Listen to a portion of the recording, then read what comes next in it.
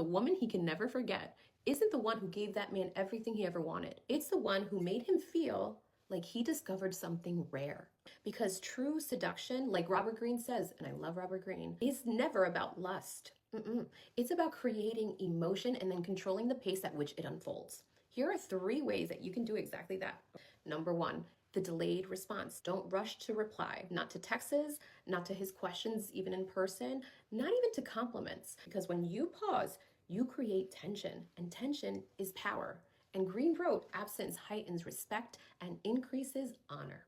Give him space to wonder. You're going to live rent-free in his head, and you're going to become the story that he just plays over and over again. Number 2 is the power of suggestion.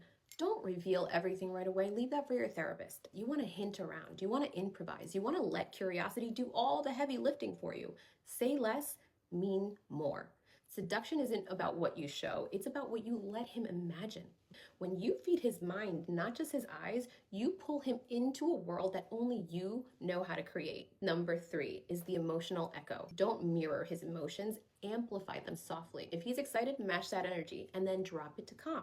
If he's vulnerable, hold space without fixing it. That rhythm of rise and fall becomes addictive. Because as Greene said, powerful seducers make others feel seen, yet slightly unsteady. And that's where fascination in the mind lives. Because the most unforgettable women don't chase attention. They shape perception. Men fall in love with inconvenient women. Men marry inconvenient women. Men run away with inconvenient women. Because let me tell you this, some of you watching this and you've been cheated on, even though you've been married for years, you've bent over backwards, you've done everything for your man. How could he do this to me? Oh my God, he ran away with somebody else. He did not love you and appreciate you for the things you did for him, for all the convenience, for the reassurance, for giving him everything. What makes me so sure in saying this? Well, why did he run away with somebody who never did anything for him in the first place? And that's because, back to my point, men don't appreciate women or suddenly fall in love with them or suddenly have this huge sexual desire and interest and spark again because the woman does so much for him. Every time clients come to me and say to me, oh my God, he left me, he betrayed me, he cheated on me, even after all these years, I've done everything for this man. What did I do wrong? Exactly that. You just said it yourself. You did everything for this man. That is exactly why it went wrong. You as a woman do everything for your man. You clean, you cook, not even just household chores or anything else around the house or the children. That's something different. It's motherhood, whatever. Let's even park that on the side. But even just the emotional support, giving him money, always checking in with him, making sure that his needs are met, that he is the one that has a good night's sleep, that he's the one that has eaten, that he's the one that isn't too stressed from work. Whenever you do that as a woman, you're giving yourself up and all your entire emotional, mental energy and focus is on him. And he does not appreciate it. Why? Because men love feminine women. When you always check in with him and you take leadership and control of everything in your entire relationship, even dinner dates, you're planning it, you're the one always doing the doing part, he has no part in your relationship or marriage because you are the masculine part. You are the doing part. You forgot what it feels like for him to meet your needs, for him to come your way, for him to maybe clean and cook every now and then too, or maybe get somebody around the house who can help with that, for him to take you out to dinner dates, for him to check in with you, for him to reach out first. You don't even know what that feels like anymore. That triggered some sort of anxiety in you that maybe you're drifting apart and you're distancing from each other. So you do even more for him and you're overcompensating for him to finally recognize your worth. I don't care what anybody says. I truly believe this. I think men do not fall in love with women that they can control. I don't think men fall in love with women that cook for them, clean for them, baby them, do everything for them. Those are babies. Those are not men. True men, I believe, fall in love with women who challenge them, who are, who they don't understand, okay? Understand the concept of when you hear people say men love mystery, it's not the kind of mystery where you're playing games and you're not answering on time and you're trying to act a certain way. I think men really do fall in love with women who challenge them in a way where they don't fully understand that woman, where she's different, where she evokes an emotion out of him that no other woman could, or evoke a thought. A lot of women think it's just physicalities and it's all about black cat energy. No, I think men are much more deeper than we give them credit. I think men, true men, fall in love with women who are a little mysterious, but mysterious in the way where they're so in their frame, and they really understand who they are. And not only that, they are there to teach them something rather than just be some type of trophy. You might not like this, but men don't fall in love through comfort, okay? They fall in love through stress. And no, I don't mean emotional chaos or toxic games. I mean a challenge. So the science, okay? Women bond through oxytocin and dopamine, which is connection, affection, emotional closeness. You know the vibes. But men bond through vasopressin. It's a hormone linked to loyalty and protection and overcoming challenges. So we bond through opposite things. That's why they form really deep connections with men they go to war with. It's people who they overcome challenges with, not people who make them feel cozy and flowery and amazing. So if you want to activate that bonding hormone in a man, here are the 3 ways to stress him, because you got to stress him out, ladies, not make him cozy. Number 1, don't be overly available. Let him wonder a little. Let him initiate that small uncertainty.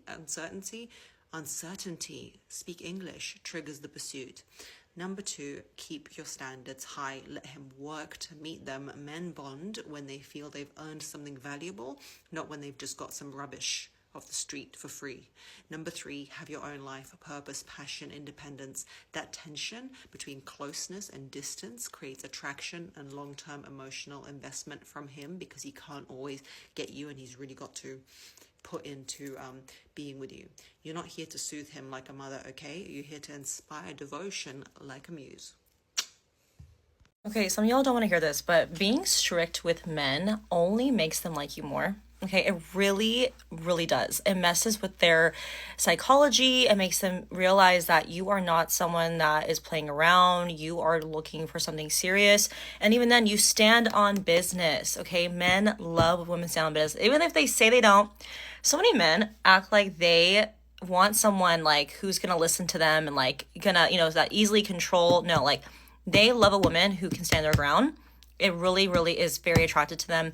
They know that they have to step up their game in order to be with you. So please do not be afraid to show him exactly what you're looking for and tell him what you need and what you don't like and all of that. They do need that. They need a little bit of structure. They need some guidance. They need you to be there to put your foot down. And that only just makes them really like you more and make them respect you more. A lot of women don't realize that, and they think that I have to be the cool girl in order for him to like me. No, it makes him respect you less. If anything, you get cheated on in that regard. If anything, he will look the other way. He will literally cheat on you with the bitch, okay? And you're gonna be like, what the fuck? Like, how did that happen? It's because you never put your foot down. You never told him what you expect and what you're willing to accept or not. And if he knows that you can walk away at any moment, he is going to hold on to you a little bit tighter. I'm telling you right now. And they just need that. They need you to keep them on their toes. Unfortunately, it's just how men operate. It makes them just way more obsessed with you than you realize. Men love bitches. That's what I have figured out, is men love bitches. And I have figured this out and done my scientific research, because when I am nice to a man, when I actually like a man, okay? And when I like you, I'll do whatever for you. I'll buy you whatever you want. Here's my card. Take it. Spend all the money. I don't care. I will give you the shirt off my back. Like, take it, run with it. I don't care. That's when I like you. I'll give you the world. I'm here when you need me. You call me. I got you. I'm on speed dial. I'll be there whenever you need me. Cool, cool, cool. I get walked the fuck over. Dog walked. Okay? But let me not like you, and I'm a bitch. Because why are you calling my phone? They fucking love me. Why is that? I literally had this man that was trying to talk to me a couple months ago. I'm not gonna lie, I didn't like him at all, okay? He liked me, but I didn't like him. And we were on FaceTime one night, and he was like, oh, well, sorry I didn't answer the phone last night. I think I texted him the night before, and he didn't answer all night. I don't like you, so I don't give a fuck. So he was like, oh, sorry, I didn't answer all last night. Like, I fell asleep. Cool, whatever. I'm on FaceTime. I go, you're good. I honestly don't fucking care. And he goes, what do you mean you don't care? And I go, I just don't fucking care. Like, if you didn't text back, you didn't text back. I swear to God, this man says, no, I literally want you to act fucking crazy because that means you like me. What? He said, and I quote, I want you to act crazy because that means you like me. And I said, so let me get this straight. You would rather had me blow your shit up last night? Where the fuck are you? Blowing da-da-da-da-da. Oh my God, where are you? You're not answering my phone? He's like, yes. No, not for me. Sorry. I'm just not that type of bitch. Like, I've never been that type of girl. I'm not gonna track you the fuck down. I'm not gonna call you a million times. I'm just not that person. I'm so like desensitized to my emotions. I might have to go to therapy for that. But I just don't care. Like, you didn't call me back, but I also don't like you. So that's a huge, puts a huge part, plays a huge part in it. Jesus. But yeah, no, he straight up was like, I want you to act fucking crazy. But I'm the problem? But the girls are the problem? No. And I will die on this hill like men love bitches.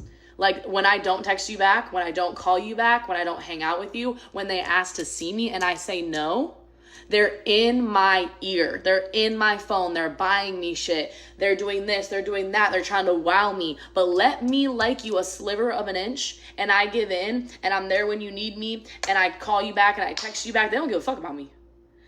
But let me not give you the time of day and they're obsessed with me. And I just don't get it. And then when they become obsessed with me, they tell me, I want you to act crazy. My best friend, that man obsessed with me, in love with me, right? Poor guy. So the other day, he pissed me off. And I texted him back. Like, he's my best friend, so I talk to him any type of way. I don't care. So I texted him and I said, don't do that shit again. He literally texted me back and was like, I love when you talk aggressive. I like when you get crazy. Y'all doing too much. Absolutely not. And I told him, I said, I know you're freaky ass us. I know you like that when I talk like that. And he's like, yeah, because you never talk like that. Like, y'all need help. Men do not want the good girl. They don't want the nice girl. They don't want the cool girl. They don't want the woman that gives them a peace of mind. They want women that stress them the fuck out. The woman that keeps them sitting on the edge of their seat. Mysterious, unpredictable, self-centered, has an exciting life, doesn't need him. And that's the reason whenever you see a man that cannot move on from that one woman in his life, that one ex-girlfriend, they will always say, she was the crazy one. They love the crazy ones. Because they trigger their masculine instinct to problem solve, to lead, to stay active in a relationship. The masculine instinct to compete with their own mind to still make that woman theirs. The women that are crazy, unbothered, and have an exciting life on their own, men are so intrigued by because they compete with that woman's happiness. They don't compete with other men. They literally compete with that woman's life satisfaction. It's so intriguing to them because they desperately want that woman's approval since she's so unbothered. The good girl, the woman that gives them a peace of mind, is the placeholder. Sometimes they end up in relationships with them. Sometimes they end up marrying them, only to keep an eye out for the future wife. Because the good girl is convenient. Of course they're gonna say they want the cool girl, the chill girl, just because they know it's not as much work for them. They know with a woman like that, he could start at the pub until 3 a.m., get home drunk, hungover the next day, and she would let him get away with it. With the good girl, he is the center of the marriage. With the good girl, he is the center of attention. He can now come and go as he pleases. He could come home at 3 a.m. after he was spending the whole day at the pub drinking with his guy friends and still gets home to a cooked meal because she loves him so much. But he doesn't stay with the good girl because he loves her so much. He stays with the good girl because it is convenient. Men don't love bitches because they're mean, okay? Men love bitches because they love girls that put themselves first and always act like it by setting boundaries. You never need to play a game, okay? You need to put yourself in a position where you never feel like you need to chase a man. There's so many girls saying, I don't want to play hard to get. Why do you have to play? If you put enough effort and work into yourself to the point where you are so obsessed with yourself and your own life and your own friends, you just will be hard to get. You don't have to play. Spending more of your time wondering if you even like him, if you want to give him a chance, if he's worth your time, instead of sitting around wondering if he likes you. Ew, enough. And then you wonder why men don't treat you better when you treat yourself so poorly. Why would he think you hang the moon? You don't even think that. You have to work on yourself so much to the point where you value yourself so highly. You are hyper picky with anyone that you allow to have access to you, especially a romantic partner. Do I really need to love less to be loved more? Yeah, you do. Because you need to love yourself more. Stop playing games. Focus on yourself. If you can do this, it will be the most attractive you've ever been and the most secure you've ever felt. The reason why men love toxic women is the same reason why men respect their football coaches or basketball coaches the most after they yelled at them and ripped their asses a new one in order to be able to perform better. Men perform the best when they are under pressure. Okay, hormonally, it does a lot for them when they are put under a toxic situation. When someone is yelling at them, when someone is screaming at them, when someone is demeaning them, when somebody is humiliating them. You've never seen a sports film where the team is performing well and the coach is being nice to them, and the coach is coddling them, and the coach is just making excuses for them and justifications for their performance. The team is always thriving when the coach has a level of toxicity, or the level of toxicity in which we would consider it to be as women. And it's because men do not do well under conditions that are comfortable. They simply just use and abuse those situations in those circumstances.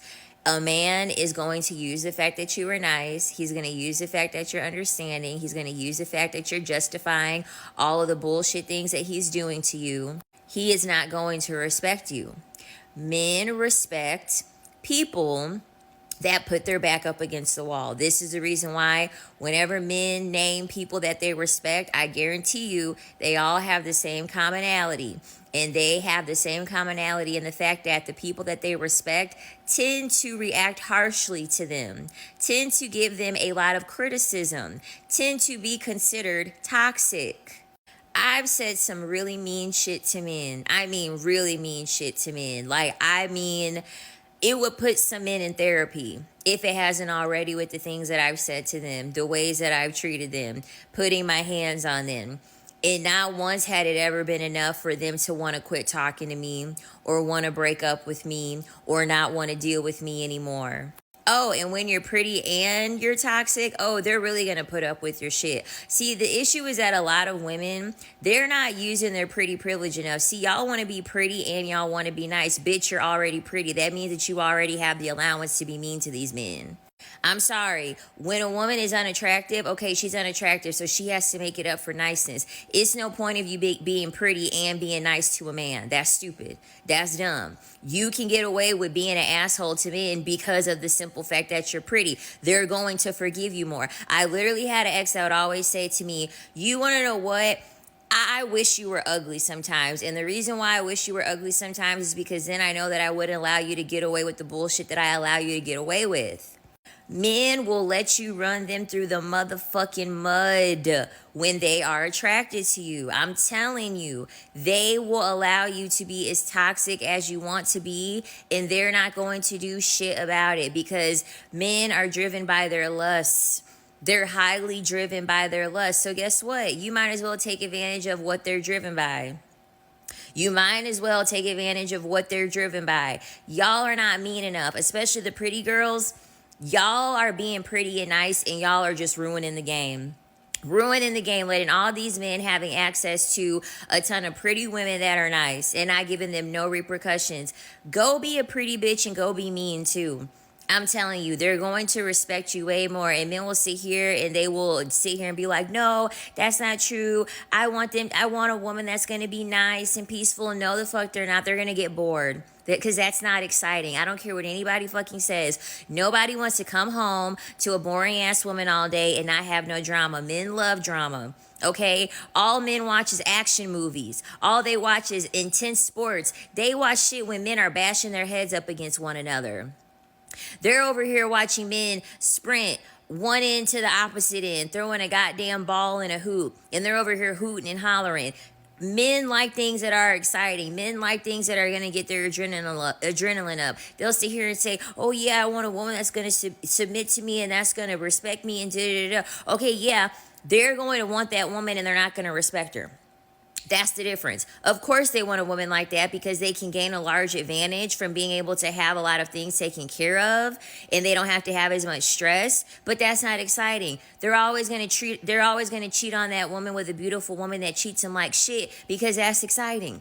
That's exciting to them to get completely treated like shit by a woman that they're highly attracted to because guess what? They don't know if that's going to be the last interaction that they have. They don't know the next time that she's gonna crash out and cuss him out or do something to him. I'm fucking telling you, quit being pretty and being nice at the same time. Use your pretty privilege and be mean to men.